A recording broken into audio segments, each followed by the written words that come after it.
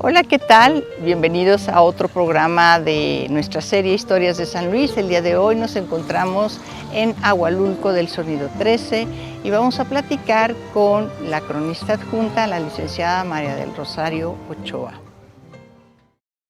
Hola, ¿qué tal? Estamos en otro capítulo de nuestro programa Historias de San Luis. El día de hoy estamos en Ahualulco con la cronista adjunta de este municipio, la licenciada María del Rosario Ochoa Martínez.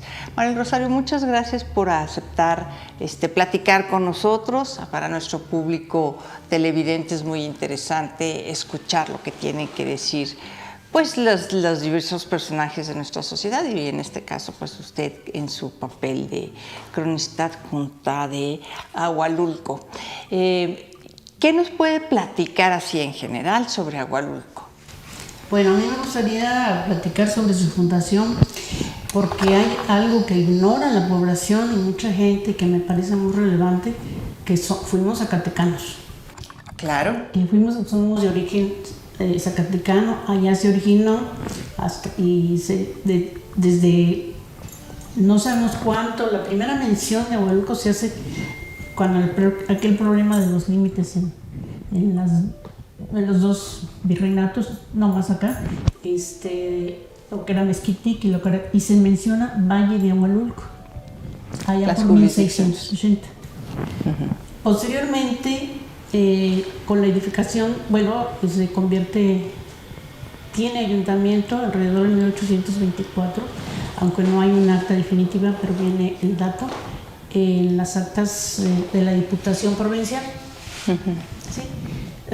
Llegó a ser seguramente un municipio importante cuando esto se cambió a partidos y llegó a ser parte importante del partido de Pinos. Y Pinos tenía 3 ayuntamientos: Pinos, Noria de los Ángeles y Ahualulco.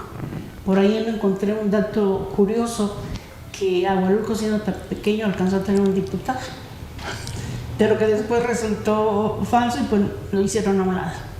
He identificado un solo presidente municipal de ahí, de esa época, pues después no he podido asistir a Zacatecas, pero tuvo una importancia. Posteriormente, el detonador del municipio, yo pienso que fue el detonador del edificio, fue la creación del curato de Ahualulco. Esto lo solicitó el padre Llanos, de la parroquia de Pinos, porque estaba muy lejos y no alcanzaba a venir a visitar tantos pueblos o tantos ranchos. Y esto fue en 1797 cuando lo solicitó. De cualquier manera, yo encontré en el archivo parroquial de Pinos actas donde se refiere a Ahualulco y se refiere a la ayuda del patronato, a la capilla de la ayuda del patronato. Entonces yo creo que esto fue solamente el cierre o el ya darle forma. Entonces cuando solicita esto, se menciona una serie de comunidades, de las cuales muchas siguen existiendo. Eso es muy interesante. Se llevó un proceso desde 1797 hasta el 2016. Primero se les pidió a los sacerdotes vecinos que hicieran censos de habitantes. Empezaron desde 2600, aunque nuestra historia en Zacatecas habla de más de 4000, empezó con 1000 habitantes, pero en la historia de Zacatecas se habla que llegamos a ser 4600.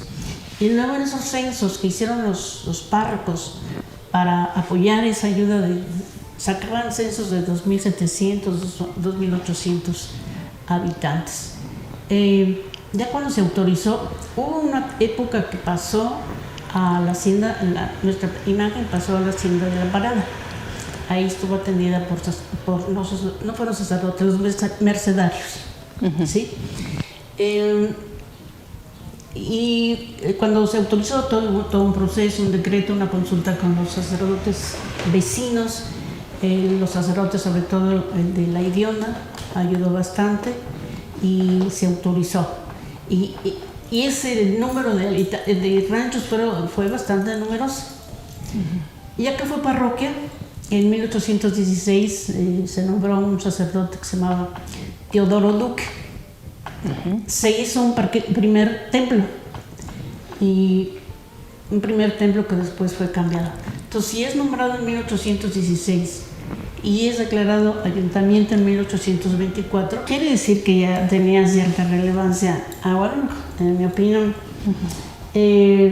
Siguió bajo las órdenes del arzobispo Juan Cruz Ruiz y Cabañas, y por ahí de 1860 que se construyó el nuevo templo, dependíamos del arzobispo Diego Carpinteiro, todavía del arzobispado de Guadalajara. Posteriormente pasó San Luis Potosí, entre otras poblaciones, al arzobispado de San Luis Potosí. Bueno, desde que se decidió darle ayuntamiento a Agualulco en 1824, empezamos con los problemas de Bocas. Bocas, una porción de Bocas, estaba ubicada en Pinos. Bueno, María del Rosario, ¿nos puede platicar, por favor, para mayor claridad de nuestro público televidente, cuando se refiere a Bocas, qué es Bocas? Fue una gran hacienda fundada por Ortiz y Fuenmayor. Fue un presidio, fue un almacén de granos y con el tiempo fue teniendo varios dueños, hasta que llegó con un señor Vergara, que era arcediano de la catedral y que había dedicado la hacienda a una obra pía. Esa obra pía se acabó por 1825. Y ya cuando pasó a otras manos, en este caso de la señora Gálvez. Francisca de Paula Pérez Gálvez. Francisca de Paula Pérez Gálvez. Empezaron los problemas, o desde antes. Existe en el Archivo General de la Nación un expediente como de 80 hojas sobre todo este proceso, de todos los problemas. Empezaron a tosigar a Agualulco con 1001 pretextos para que no tuviera ayuntamiento. Hay pretextos tan absurdos, por ejemplo, que no tenía casa de acogida. ¿Eso quién tenía? ¿Qué casa de acogida? ¿Qué es una casa de acogida? Casa de huérfanos. Que no tenía gente educada que pudiera gobernar. En fin, una serie de pretextos tontos. Y constantemente fue atosigado el ayuntamiento de Agualulco desde 1868, desde 1824. Se calmó un poco en 1868, siguieron un poco los problemas hasta 1900. O sea, fue un buen lapso de tiempo. Sí. Hubo conflictos. Permítame un segundito. ¿Podría platicarle a nuestro público televidente cuándo pasó Agualulco de Zacatecas a San Luis? Sí, claro que sí. Esto sucedió porque hubo muchos reclamos constantes de la población, hubo conflictos fuertes, hubo dos conflictos fuertes, principalmente el de 1947, durante la guerra invasión norteamericana. 1847, pues tenían que calmar ese conflicto que se estaba convirtiendo muy grande. Habían tomado el curato, habían hecho muchas destrucciones y resulta que el administrador, vino un grupo enviado por el gobierno de San Luis para sofocar esa rebelión, pero el administrador, Sabriego, estaba apoyado nada más y nada menos que por Santana. Entonces la represión fue bastante grande. Siguieron los reclamos, se le llamó a esta señora para que pusiera orden, no hizo caso. Entonces llevaron ya a cabo negociaciones y este conflicto llegó al gobierno estatal y hasta el gobierno federal. Intervino el ministro Lerdo de Tejada y llegó hasta oídos de Benito Juárez. Se decidió, el pleito general de Agualulco era que se le ampliaran los sitios de ganado, aduciendo el derecho de que ellos habían trabajado esas tierras y porque anteriormente le había hecho promesas un conde de Peñasco y el gobernador de Aguascalientes, González Ortega, de darles más sitios de ganado. Lo de Peñasco no sé por qué no se realizó y lo de González Ortega no se concretó porque fue cuando lo nombraron general del Ejército de Oriente. Sí. Sí. Estamos hablando de mediados del siglo XIX, sí, que es cuando Agualulco pasa de ser un municipio de Zacatecas a ser un municipio de San Luis. Y San Luis en ese intercambio pierde Ojo Caliente. Sí. O sea, Ojo Caliente pasa de ser de municipio de San Luis a ser un municipio de Zacatecas. Así es. Y parece ser geográficamente, desconozco las causas, parece que es geográficamente porque parece un águila, ¿no? El perfil del municipio de Zacatecas, que era demasiado angosto. Entonces, para ensancharlo, es lo que veo, se dieron esa parte y dieron a Hualulco, En este traspaso, o en este traslado, o en este trueque, como se quiera llamar, Hualulco salió perdiendo, porque Zacatecas no entregó las tierras completas. Y ahora comprendo, al checar un censo de 1830, que las tierras con las que se quedaron eran muy importantes. Estas eran Salado de la Hacienda de Santiago, Gloria de la Hacienda de Espíritu Santo y la Hacienda completa de Santa Gertrudis. Se quedaron con ella. ¿Por qué razón el gobierno de San Luis no actuó a tiempo para recuperarlas? Lo ignoro. Pero esta situación llegó hasta 1881, siguieron los reclamos y se le encargó a Unipiña para que llevara a cabo esto. Nunca se pudieron recuperar estas tierras. ¿Sí? Bueno, ciertamente las poblaciones que están aledañas a las grandes propiedades, a las grandes haciendas, tuvieron litigios muy prolongados. O sea, no solamente Hualulco con Boca, sino con La Parada también. Y podemos encontrar también problemas en Mezquitic exactamente por las mismas razones, ¿no? Hasta Santo Domingo. Bueno, sí, exactamente, todos estos poblados cercanos a las grandes haciendas. Bueno, y ¿qué más nos puede platicar sobre Hualulco? Bueno, permítame terminar con la... finalmente se logró esa cesión de 4 sitios de ganados. Está muy interesante todo el documento que existe sobre eso. Pues obviamente que la señora se oponía a todo y el administrador también. Fue una negociación ardua. Las medidas que se les dieron a los agrimensores se tuvieron que ir adecuando al tipo de tierras, al agua, etcétera, etcétera. Y fue un largo tiempo el que se llevó a cabo eso. Cuando se concluyó finalmente, se emitió la fundación de Hualulco el 20 de enero de 1868 en un lugar que se llama El Molino y que está muy cerca de la estación Justino. Aquí hay un dato muy interesante. Entre lo que pedían los pobladores de Hualulco era la construcción de un puente, y actualmente nunca se hizo el puente y tampoco se ha hecho. Bueno, vamos a una pausa y regresamos.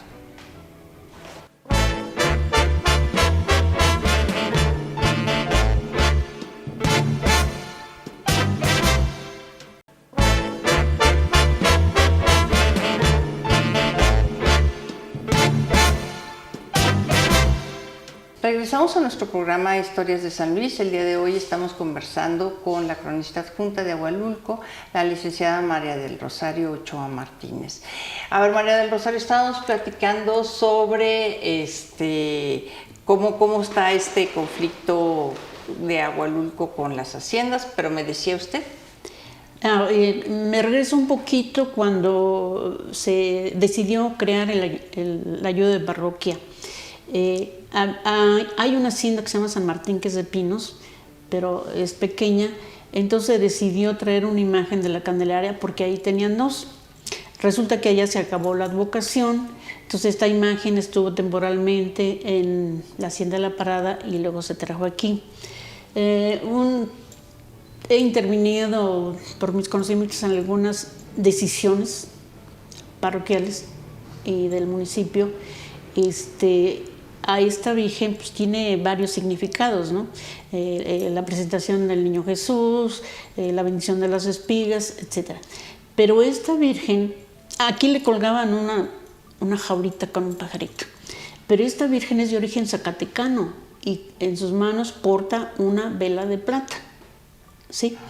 Me dediqué a investigar cómo llegó esta Virgen a la zona de La Plata, y fue Juan de Tolosa quien la trajo a Sombrerete. Ahí está la Virgen original de una altura, no sé, como de 1 metro, una imagen muy hermosa. En todos los documentos se menciona puntualmente el vestuario, la vela, todo. Entonces vine sí, permítame un segundito, nada más pónganle en antecedentes a nuestro público televidente Juan de Tolosa. Juan de Tolosa, pues fue uno de los primeros que llegaron a Zacatecas Mineros fue un minero. de Zacatecas. Fue un minero de Zacatecas, muy relevante. Pasó por Sombrerete y por alguna razón trajo esa imagen. En Sombrerete no tiene una parroquia esta Virgen, la tuvo, pero conservan la imagen original. Y esa es mi opinión, que de ahí deriva esa, porque pues Pinos eran minas, y de ahí derivó Ahualulco. Ahora, si Ahualulco no tuvo minas, ¿qué hacía Ahualulco en Pinos? De aquí de Ahualulco tuvimos gran cantidad de encinos, por eso Ahualulco quiere decir rincón de encinos. Prácticamente devastaron encinos. Todavía teníamos aquí en la plaza muchos encinos, que bueno, de eso le hablo después del ecocidio. Entonces, salía carbón, llegó a conocerse allá con Fuenmayor como la carbonera de Fuenmayor, ¿recordará? ¿Sí? También hubo matanzas muy importantes por los cueros, para las bolsas de la plata y para las botijas de mezcal, y por el cebo. Para las lámparas. Para las lámparas. Cuenta alguien por ahí que había una matanza, y sí lo que era muy grande, por aquí en Ahualulco, que era tan grande y no la habían desmontado, digamos, que había tanta ceniza que los chiquillos iban a revolcarse ahí en la ceniza. Bien. Por eso Ahualulco tuvo esa actividad, y debe haber sido también granero. Seguramente. Ahora, ¿cuál es el camino que conectaba Ahualulco con Pinos y con Espíritu? Hubo mucha relación con la hacienda de Espíritu Santo, con Pinos. No existía la carretera, ¿verdad? No. Entonces, claro hay un no. camino paralelo que corre acá por el occidente, parte del Tulillo, y llega hasta Tolosa, Espíritu Santo. No lo conozco, pero no lo he recorrido porque parece que es de pura terracería y es un camino ya intransitable para la gente. ¿Sí? Ya sabemos por qué razones. Pero sí, creo que sería un camino muy interesante porque nos conectaría, y además reduce la distancia de aquí a Zacatecas. Sí, seguramente. Y la fiesta de la Candelaria es el 2 de febrero.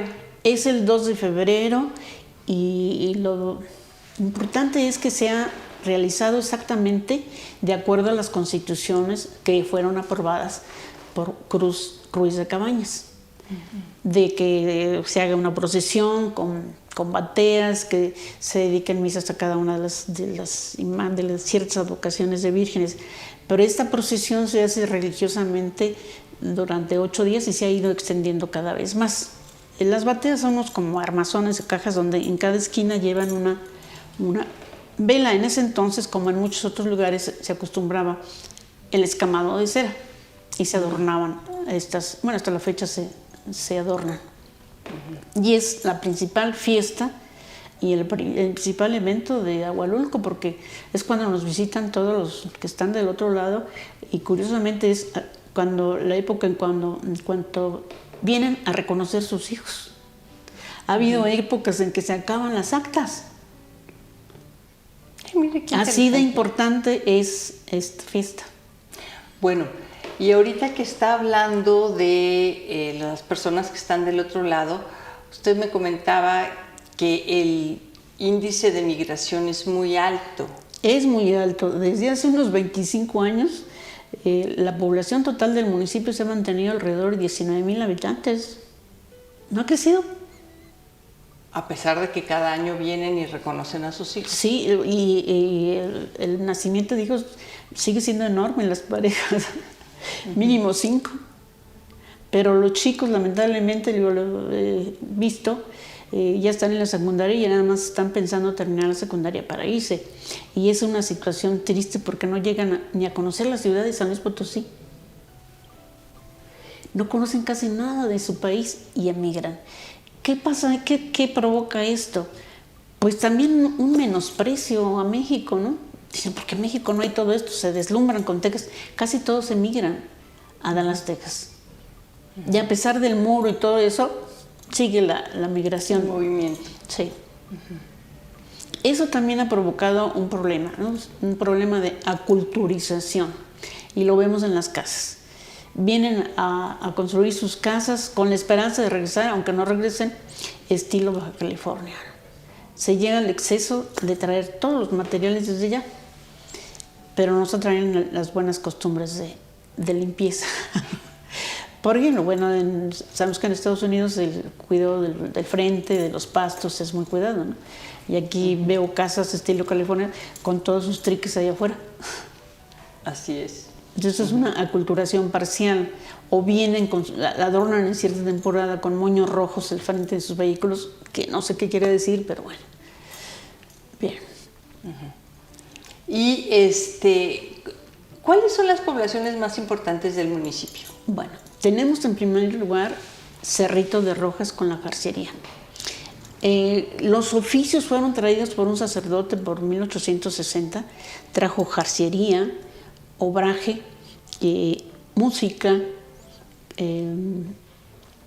albañilería, entre otras. Y ahorita el municipio más importante es Cerrito de Rojas. No solamente importante por su actividad económica, sino por el número de población y por lo que sucedió ahí. Manejan mucho la jarciería y está considerada el municipio número 1 de jarciería en todo México. Aunque el material natural se ha agotado y están trabajando con enequén de Yucatán. En general el municipio es eminentemente comercial y a mí me sorprende mucho la manera en que trabajan. Cuando empiezan a trabajar, salen en su camioneta llena de mercancía a vender, digamos, hasta Guadalajara, se les acaba, va otra con mercancía, se sigue de frente y así va viendo ese alterno y llegan hasta Tijuana y llegan hasta Chiapas. Me parece a mí sorprendente. Muy interesante, sí. Sobre todo, ¿no? Estamos hablando de Cerrito de Rojas. ¿Y cuál es la siguiente población importante? Paso Bonito es un pueblo eminentemente de agricultores. Ahí es donde hay la menor tasa de migración. Y estamos muy cerca de la presa de Santa Genoveva, que era parte de la hacienda, entonces la irrigación viene por parte de ahí. Sí, y es como una obra hidráulica muy impresionante. Increíble, impresionante. Está del otro lado de la carretera. Entonces, pues dependen más, viajan más a San Luis Potosí que venir aquí, incluso para escuelas, para muchas cosas. Casi es un poblado independiente. Sí. ¿Sí? El otro es Ejido del Centro, zona ejidal, era zona de agricultura por población, es ahí. Ahora, de los oficios, le decía yo de los oficios que se trajeron, bueno, el de más éxito fue la jarciería, la obrajería, que ya desapareció, se hacían muchos cobijas, y pues la música, no solo por Julián Carrillo, he visto que ha habido muchos músicos mucho antes que él, mucho antes que él, y no todos esencialmente Carrillo. Fue lo que tuvo más éxito. Y después de la jarciería pienso que fue la alfarería. El abuelo materno fue alfarero y casi la mitad de Agualulco se dedicaba de aquí de la cabecera municipal se dedicaba a la alfarería, y todos tenían diferente producción o una especialidad diferente. Me contaba una vecina de aquí de 95 años, hace muchos años, que allá por los años 30, 40, era tanto el trabajo que se oía el tableteo, el golpeteo del barro contra la piedra. Así de importante era toda la obra. Mi abuelo y sus hermanos eran especialistas cada una cosa. Y una cosa en la que eran especialistas mis abuelos es en unas ollas que le llaman capirotes, que son unas ollas grandes, así de este tamaño, llenas de agujeritos, que se usaban en la producción de mezcal. Y es una olla que todavía recuerdan los mezquitenses. Muy bien. ¿Y hay alguna otra población importante que recuerde así? San Juan, que está aquí muy cerca, se reconocía por San Juan de los Acocotes. Ahí producían acocotes. ¿De dónde viene el acocote? Es una calabaza grande, extensa, y al secarse, pues le hacían su agujero y servía para la extracción del pulque de los magueyes. Se llama San Juan de los Acocotes y casi todos han tenido una transformación importante hacia el comercio. En ese momento pienso que Ahualulco es principalmente comercial. Y ellos últimamente se están dedicando a ser vendedores de colchas. ¿De colchas? De colchas. ¿Las producen aquí? No, se produce. Hay cadenas humanas que alguien empieza a tener éxito y le siguen los demás. Sí tenemos una fábrica de colchas, pero no es el único proveedor de donde se abastece. Hay de otros. Sí. Bueno, ¿y qué otras actividades económicas hay en Ahualulco actualmente? Actualmente tenemos 2 maquiladores que hacen canastas industriales, de estas de plástico que son cuadradas grandototes. ¿Sí? Sigue la garciería y fundamentalmente el comercio. Hay actividades pequeñas, pero son pocas realmente. Bueno, y decíamos que la fiesta de la Candelaria es una festividad importante. ¿Hay alguna otra festividad importante en Ahualulco? Sí, hay muchas, otros 2 capillas, pero no son tan relevantes como esta. Para mí, el evento más importante y que se ha descuidado muchísimo es la celebración del nacimiento de Julián Carrillo, que fue el 28 de enero. Si quiere, vamos a un corte y regresamos.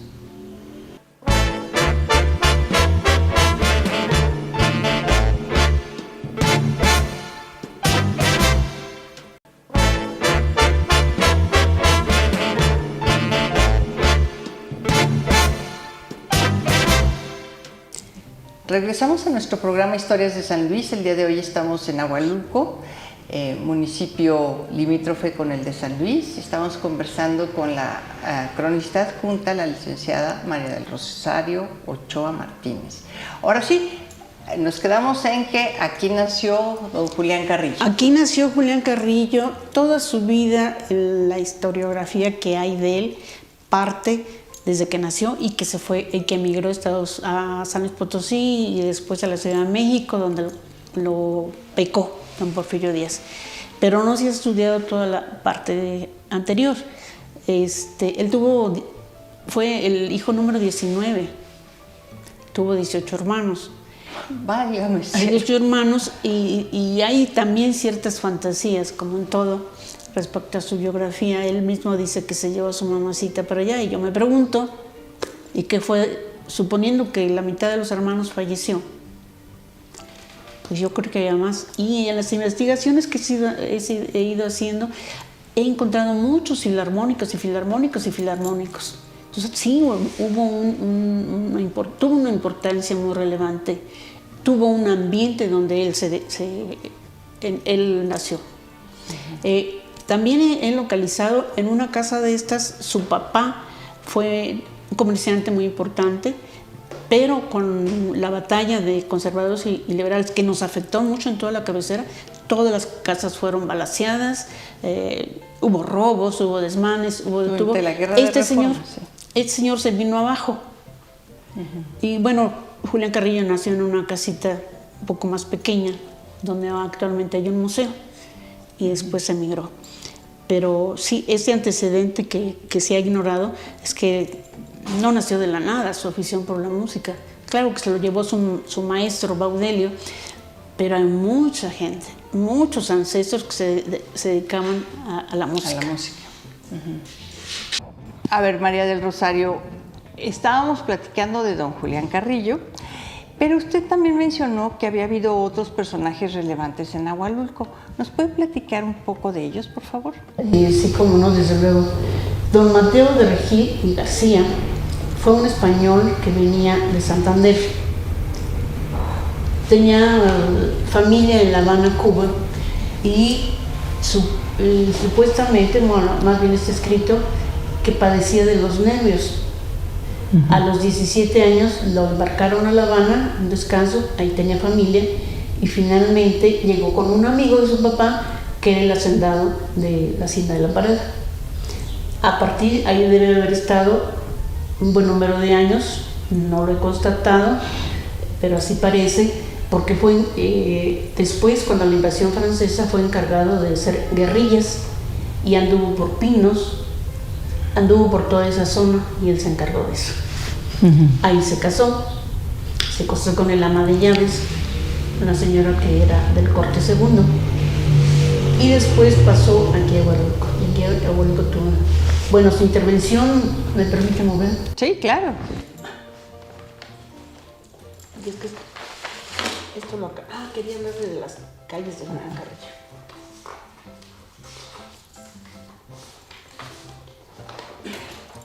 Él era don Matías de Enrique, medía 2 metros de estatura. Tuvo una familia prolífica. Aquí la familia de Regil duró 100 años, 4 generaciones. Y esta es la medalla que le otorgaron por su participación en el sitio de Querétaro. Inicialmente se dice que fue comandante y en su acta de defunción se dice que llegó a ser teniente coronel. Entonces, de alguna manera continuó en el ejército. Aquí fue un importante comerciante y participó de alguna manera en el ayuntamiento de una manera decisiva. Compró 3 casas aquí que ya estaban construidas, no las construyó él, la de la esquina, esta y otra más acá. Y llegó a tener una fábrica de mezcal y adquirió tierras en una buena parte de Agualulco. Y digo que fue importante desde que incidió en el gobierno de Agualulco, que hay evidencias, una anécdota que me llamó mucho la atención. Los ayuntamientos siempre estaban en la pobreza total. Sí. Siempre recurrían a los ciudadanos con las ayudas de Entonces, en una ocasión, un presidente pretendió hipotecar la casa municipal. Bueno, también en el Palacio Municipal de San Luis fue tratado de hipotecar varias veces y no funcionó mucho hasta que se la vendieron al obispo Montes de Oca, pero a ver, platíquenos. Entonces, a Mateo de Regil se le ocurrió emitir bonos. Esa idea para ese tiempo pues era muy moderna, y lo logró. ¿Pero bonos sobre qué? Bonos sobre la hipoteca de la casa municipal, y entonces pagaban 4 o 5 bonos por semana y con eso se salvaban. La elaboraban. Bueno, y después su participación en el sitio de Querétaro, que fue muy relevante, y participó en otro movimiento político en San Luis Potosí, de un gobernador Tobar contra otro gobernador, parece que quería derrocar uno a otro, aparece en la historia oficial y lo fue hecho prisionero, pero sus relaciones pues lo salvaron. Ahora, este personaje fue muy importante porque su familia también fue muy brillante. Uno de sus hijos fue presidente municipal, uno de los nietos fue presidente municipal, uno de los nietos fue un brillante oftalmólogo, Mateo de Regil, que llegó a ser senador, secretario general del Sindicato del Seguro Social, y eso ayudó mucho a Agualulco, porque él financió la construcción de la unidad deportiva, que no es poca cosa. Y fue de esas personas generosas quien siempre sirvió a sus paisanos, ¿no? Muy bien. Entonces sigue siendo muy relevante por esos hechos. Perfecto. ¿Y la otra persona? ¿O la otra familia? No sé. Del gobernador Manuel López Dávila. Me refiero únicamente a su nacimiento aquí. Nació en una casa aquí, pasando la esquina, nació Manuel López Dávila. Su mamá llegó aquí con 2 hermanas. El papá llegó aquí, pues seguramente por comercio, y una de ellas fue maestra y fue asignada aquí, y por eso se vinieron aquí. Entonces, una de ellas se casó con un señor López, y la cosa extraña que sucedió es que las 3 hermanas se contagiaron de tifo y se murieron en un mes. Entonces, vaya, pues. Manuel López Dávila quedó huérfano muy pequeño. Muy pequeño, y realmente aquí se educó y hizo la escuela normal en San Luis Potosí. ¿Por qué se fue hasta Chihuahua? Porque lo mandaron como maestro a Patopilas, Chihuahua. Allá hizo su carrera política, fue senador, y bueno, ya conocemos la historia de que llegó a ser gobernador. Muy bien. Y el último sería Julián Carrillo, de lo que ya le comenté, que de su vida anterior, que pues hubo hasta la fecha, tenemos muchos músicos populares en un lugar que se llama El Zapatero. Salen bandas y bandas y bandas y bandas de ahí, y grupos de todo tipo. También llegamos a tener, hubo un señor que se llamaba Atanasio Vidales, muy amigo de Julián Carrillo, y tenía muchas anécdotas. Su hijo me decía que me enseñó un día que conocía la canción que le gustaba a don Julián Carrillo cuando se iban a las cantinas en San Luis. Muy bien. Me la tocó, y me la tocó. Y entonces, le digo, conozco más de su vida personal aquí que de su vida, obra musical, porque no soy filarmónica. Está muy bien. Bueno, pero Julián Carrillo, que nació aquí, salió muy pronto, sí, a los 10 años. de Ahualulco, ¿no? Sí. Bueno, ya después que llegó a ser un personaje, en 1932 decidieron modificar el nombre de las calles de Ahualulco. Yo incluso escribí un artículo para un periódico hace mucho tiempo. 27 calles dedicadas a él, a su familia, a quienes le hizo un instrumento, a sus amigos y a gente que no tiene importancia. Y fechas. Lo peor de todo, yo vivo en la calle 1885. Cuando me piden, ¿dónde vive usted? Digo, en la calle 1885. No le estoy pidiendo el nombre, así se llama mi calle. Antes era Arriba Palacio. Y pues miren algunas de las placas. ¿Sí? Y muchas tienen fechas. Y no dicen el acontecimiento, ¿qué se festeja con eso? Y pues todo el mundo se pregunta. Yo me vi en algún tiempo hacer unas placas explicando cómo se llamaba antes y por qué se llama ahora así. Y cuando dice, pues Ángel Reyes fue el que le fabricó la guitarra especial de tantas cuerdas. ¿Sí? Plaza Julián Carrillo, otra plaza lleva el nombre de su madre, una calle lleva el nombre de su padre, 2 calles llevan el nombre de sus hijos, que nada tienen que ver en la historia de Ahualulco. Y estos números, estas fechas que son verdaderamente un problema. ¿Puede platicar un poquito sobre esos números, por favor? Por ejemplo, usted dice calle 1885, pero ¿qué significa 1885? 1885 fue cuando nació. Cuando nació Julián Carrillo. Grupo 13 Internacional fue un grupo que se organizó para promover su obra. Calle 1895 es la que sigue. Es cuando emigró a San Luis Potosí. 22 de mayo de 1926 fue cuando estrenó su obra llamada Obertura Colón en Nueva York. 15 de febrero de 1925, no lo recuerdo. 13 de marzo de 26 fue el estreno de otra obra. 13 de septiembre de 1925 fue otra obra. ¿Sí?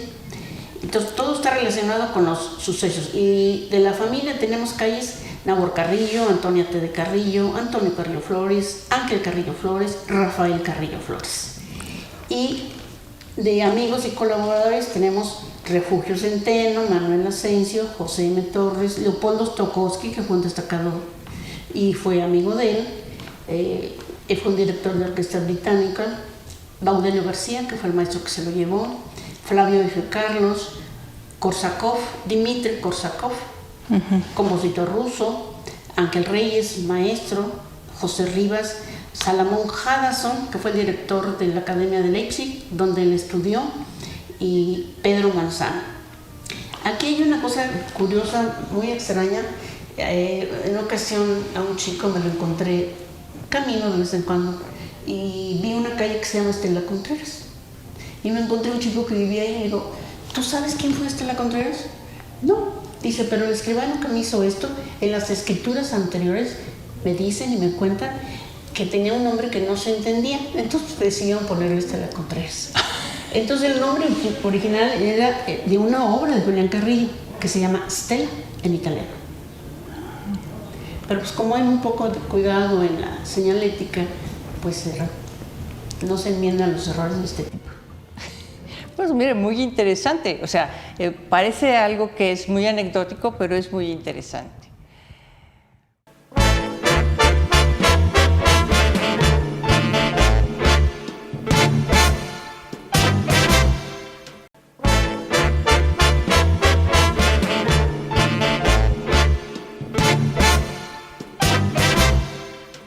Regresamos a nuestro programa Historias de San Luis. El día de hoy estamos en Ahualulco platicando con la cronista adjunta, la licenciada María del Rosario Ochoa Martínez.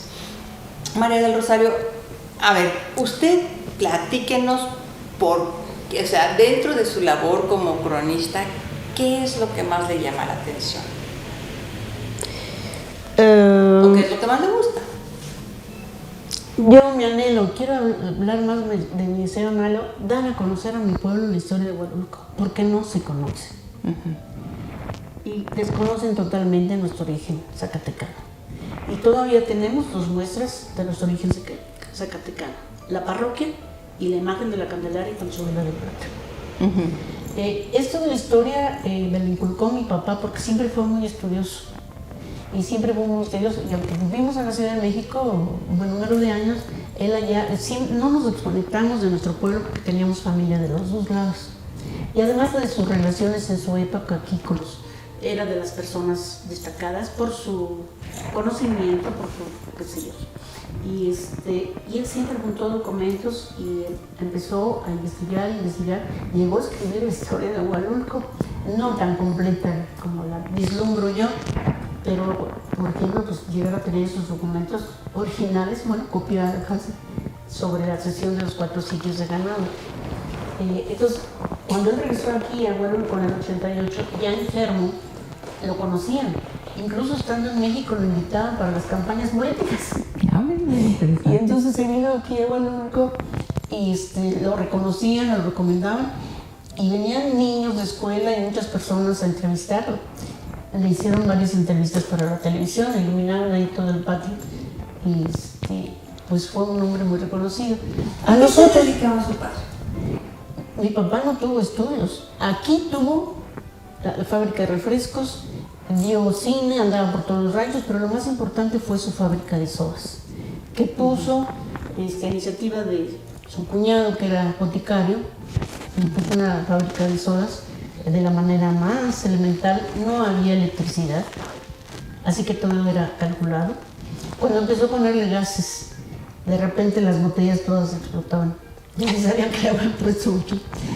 Analizaron el agua del pozo y era una de las aguas de mayor calidad, delgada y de baja calidad. Por eso se aventaron a hacer eso. Y él personalmente andaba repartiendo por todos los ranchos sus refrescos. Mucha gente los recuerda. Se llama refresco Quetzal y era hecho con esencias Mundet. Posteriormente emigramos, estuvo un rato de bracero cuando venían a contratar, y hubo un momento que las cuestiones económicas aquí se venían abajo y emigramos a la Ciudad de México. Y allá mi papá, sin educación, pero con mucha presencia, siempre en un pulcro, tenía personalidad, era alto, era bien parecido. Tuvo muchas ocupaciones, pero finalmente se dedicó a ser agente inmobiliario.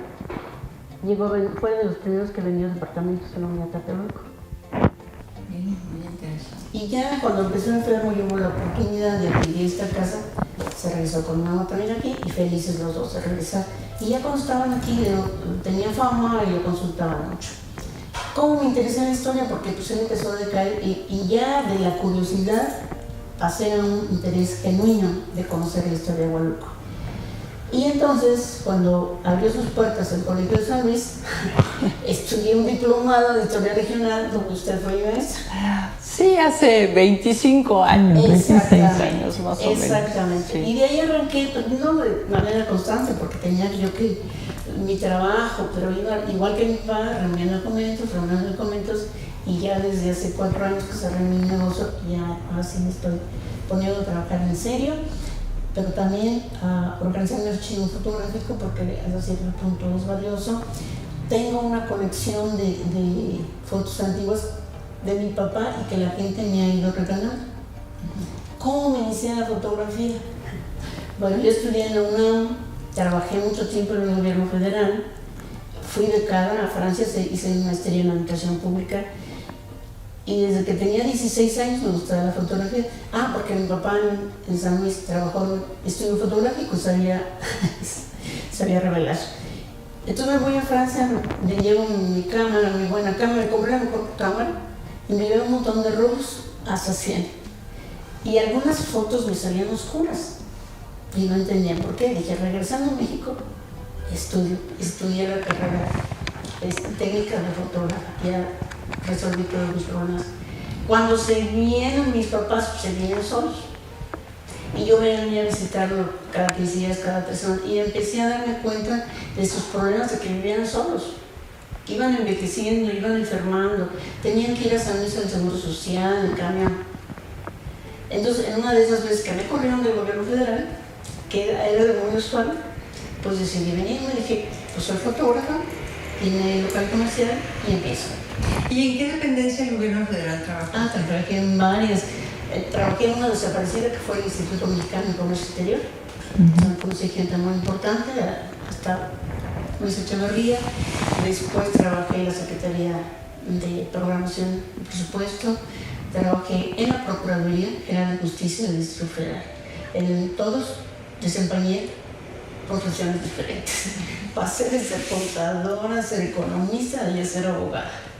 Entonces ya con la carrera ya me sentí yo muy inteligente para enseñar la fotografía, empezar la fotografía aquí, pues sí me di muchos golpes, ¿no? Porque yo no tenía la experiencia. En ese tiempo todos los fotógrafos eran de familia, la carrera de fotógrafo era de familia, pero yo tenía mucho el concepto técnico. Y después, mis hermanas que vivían en otras ciudades, ya habían hecho su vida en otras ciudades, pues bueno, se fueron, mi hermana que está aquí vivía en Cancún, yo que estaba en la Ciudad de México, y pues las circunstancias de la vida nos fueron juntando. De nuevo. Bueno, y su acervo fotográfico es muy amplio, me imagino. Sí. Sí, yo me he esmerado desde que llegué aquí, me he esmerado a tomar fotos de los paisajes y todos los eventos políticos, religiosos, etc. Entonces sí, tengo una extensa obra propia. Y no tiene tanta fotografía de familia. O sea, usted nunca fotografió familias, como quien dice. No, fíjese, es un vacío que tengo. No es un vacío, es un interés diferente, pues, nada más. Sí, incluso yo veo, quizás como defecto, muchas fotos mías, procuro que no haya gente. Bueno. Me interesa el paisaje.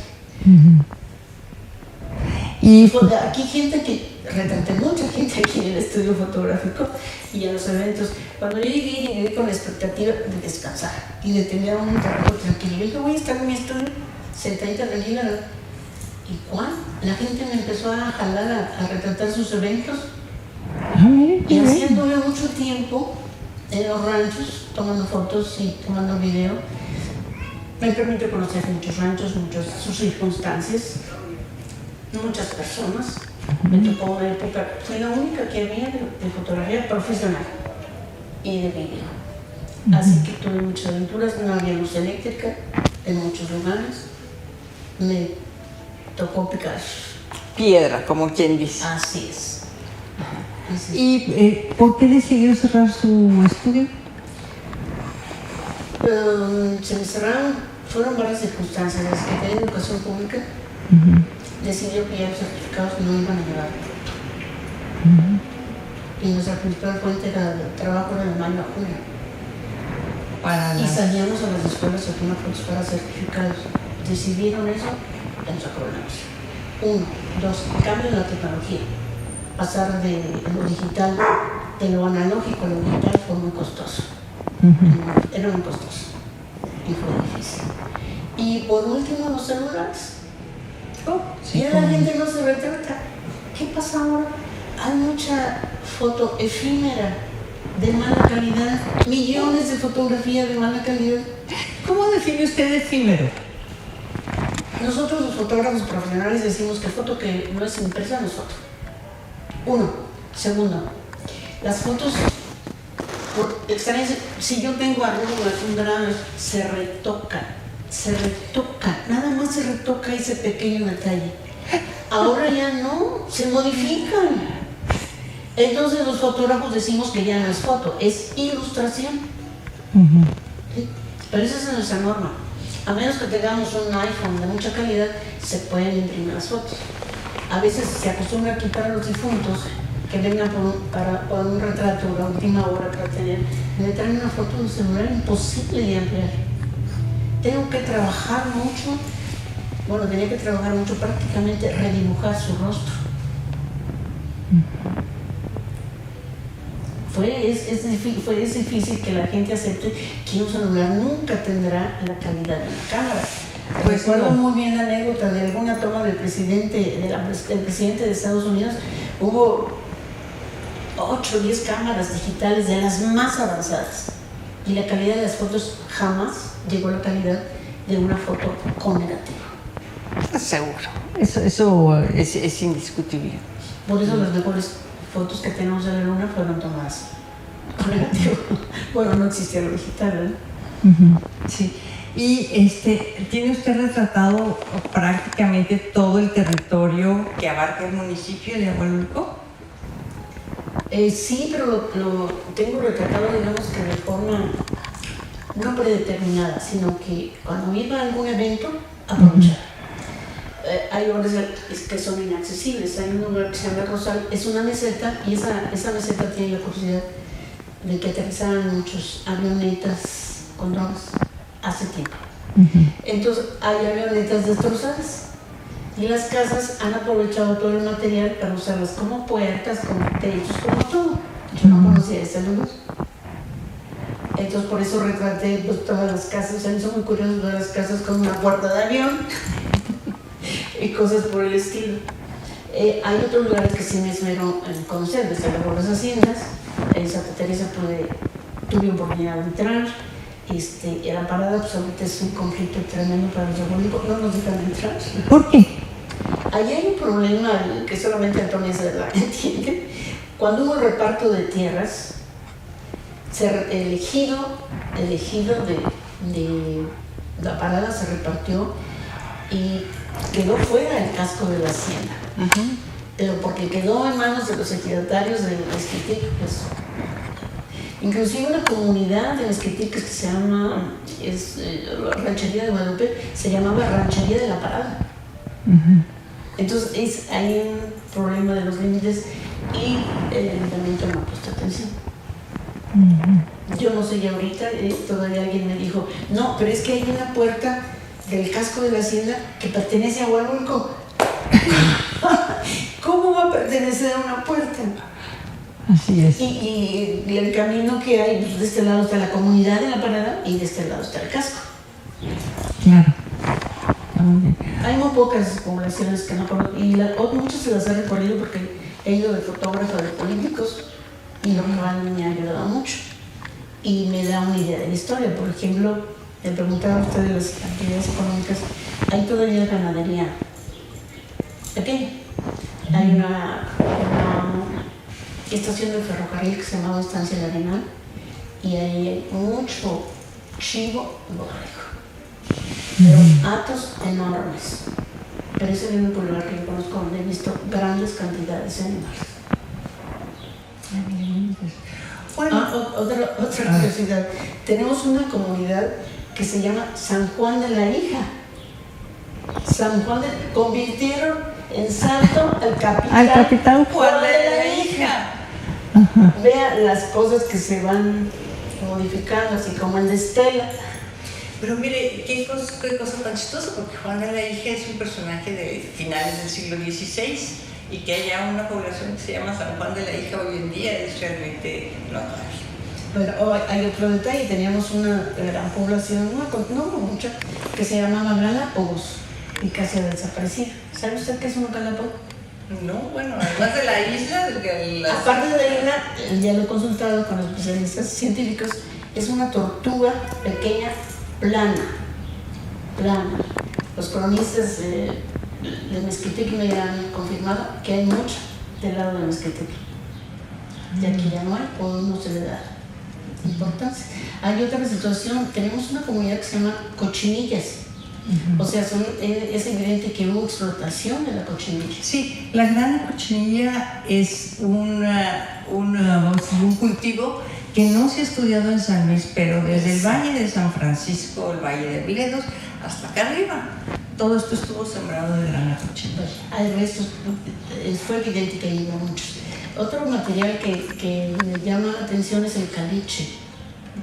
El caliche se usaba para hacer cal. de la mejor calidad. Y todavía tuve la oportunidad de ver una obra, un camino de terracería que hicieron con puro caliche hecho polvo. Y yo dije, porque fui contra la banda, dije, ¿cómo va a quedar ese camino todo blanco con puro caliche? Dice, no te preocupes, con el paso de los vehículos se aplasta. Y como es cal, pues sí se comprime. Me parece que es otro de los materiales que no se estudiaron. El uso del caliche, también en la construcción de muros. Bueno, pues le agradecemos muchísimo a María Rosario que nos haya platicado todo esto sobre Ahualulco. Ahora conocemos un poquito más de Ahualulco y bueno, pues estamos dispuestísimos a platicar con usted siempre que quiera. Muchas gracias. Le agradezco mucho la atención y le agradezco mucho su visita. Esto va a ser muy importante, bueno, no solo para mí, sino para mis paisanos Bueno, que esperemos que necesitan así sea. este tipo de información.